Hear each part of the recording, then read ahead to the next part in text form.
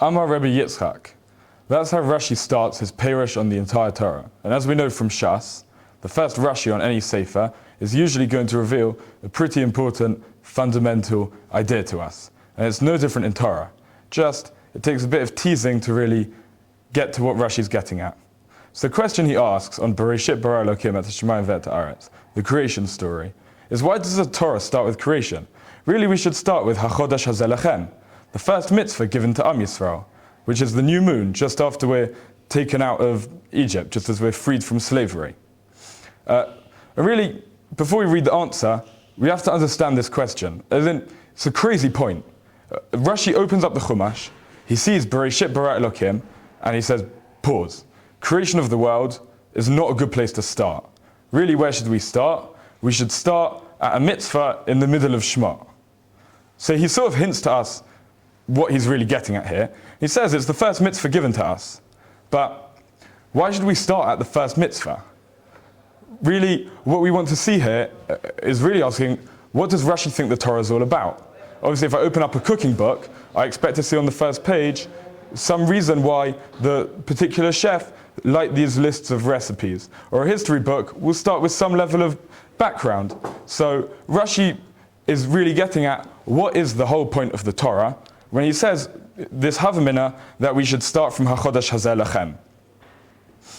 And once we understand this, we can move on and see what the whole Torah is about. So now we've got this question, let's look at his answer. Why should we start from Berashit and not from HaChodesh hazeh lachem? Well, really, we should start from Berashit, says Rashi, to prove that Hashem created the whole world, and therefore, when the other nations of the world come to us, if this hypothetically happens at any point, please let us know.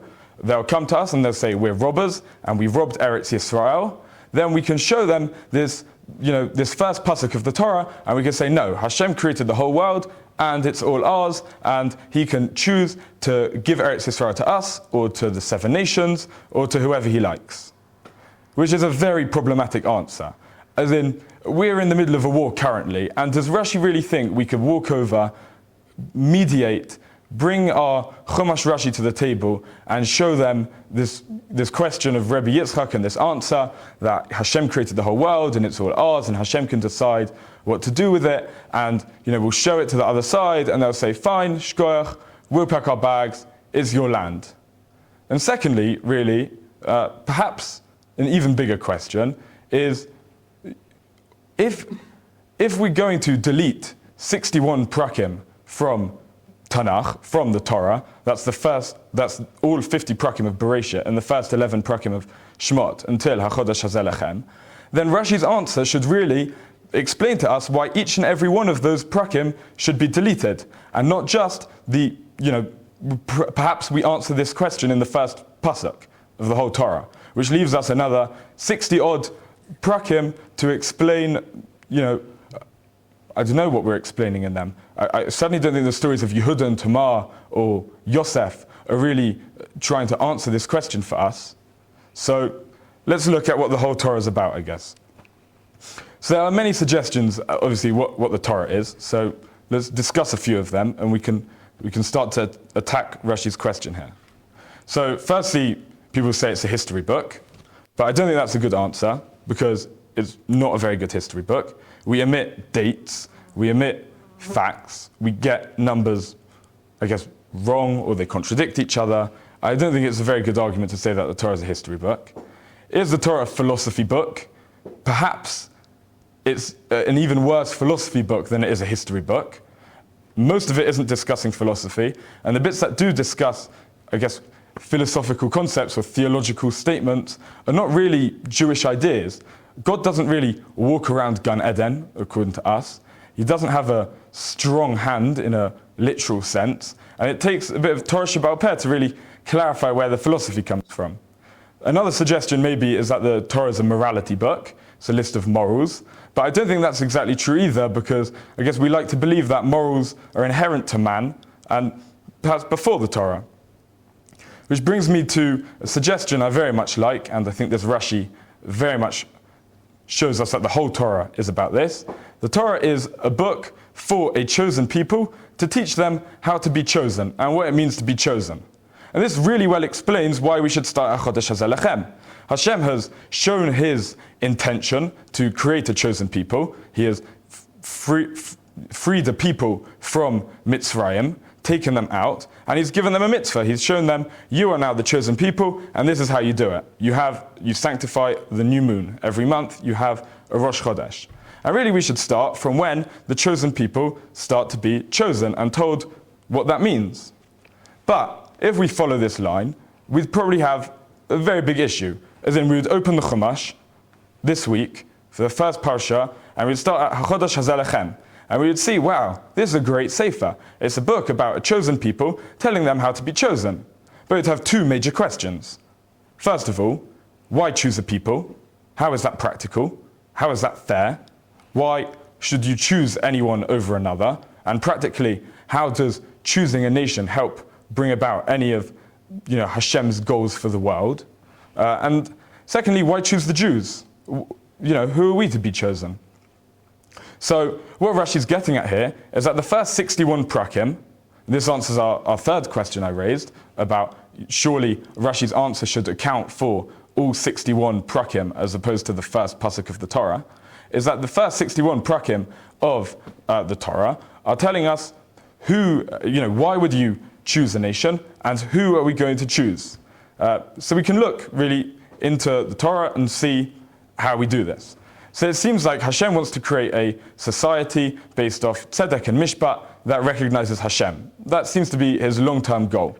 And what he does first is he creates a man and a wife and gives them a single mitzvah, and they fail. And the next three stories of Tanakh, or the Torah, really carry on to prove the point that Hashem cannot do this with the whole world. Cain kills Hevel. Then we have the Mabul, an entire generation of just decadence and terrible things. And then we have the Dor HaFlaga. And at each of these stages, Hashem institutes a tikkun, a sort of remedy to see, can he continue setting up this society, this perfect society, based off the whole world? After Adam, he kicks us out of Gan Eden, says maybe humanity should do something in the real world. Then he gives us meat to see if that would appease us. Then he destroys and recreates the entire world. And then he creates languages and nations and identities. And none of this seems to work until Abraham comes. And he is the quintessential example of what Hashem is trying to bring about in the world. We have a man who is perfect at tzedek and mishpat. He recognizes Hashem. He teaches. He's a leader.